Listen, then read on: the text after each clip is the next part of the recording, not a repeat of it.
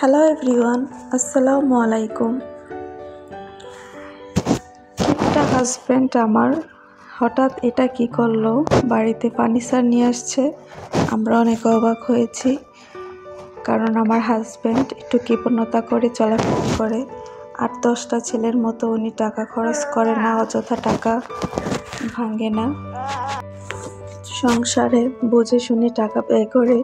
তো এটার জন্য আমরা তাকে অনেক কথা শোনাই।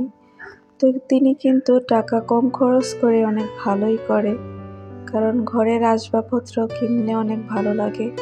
আমি আগের ভিডিওতে বলেছিলাম উনি কখনো আমাকে ম্যারেজ ডেতে কিছু গিফট করে না, একটা একটা করে ফার্নিচার কিনে, আসবাবপত্র কিনে আমাকে বলে ওইটাই তোমার ম্যারেজ ডের উপহার। আমি একটা ভিডিওতে বলেছিলাম।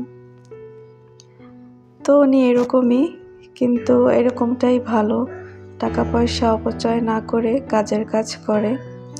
তো আমাদের বিল্ডিংটা একদমই কাজ পুরোপুরি হয়নি, তাই কখনো ভিডিওতে বিল্ডিং দেখাতে পারি নাই। বিল্ডিংয়ে অনেক কাজ বাকি আছে, তাই আমি কখনো আমাদের রুমগুলো দেখাই না, পুরা বিল্ডিংটাও দেখাইনি। তো আজকে আমার হাজব্যান্ড নিয়ে আসছিল গতকাল রাতে একটা ডাইনিং টেবিল আর সোফার সেট। আমাদের 6 সেটের একটা সোফার সেট, একটা হচ্ছে 3 সেট।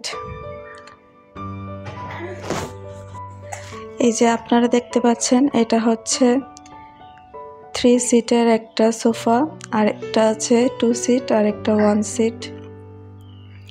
তো আমাদের ফার্নিচারগুলো কেমন হয়েছে, সোফার সেটটা প্লিজ সবাই কমেন্টসে জানাবে।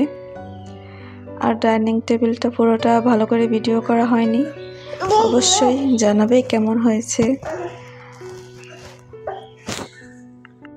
রুমটা সাজানো হলে সবাইকে ভিডিও করে দেখাবো। তো আস্তে আস্তে সব কিছুই আনবো। এখন ফার্নিচার আনা হলো, তারপর কুশন, অনেক কিছু বাকি আছে। তো এই পর্যন্তই। আল্লাহ।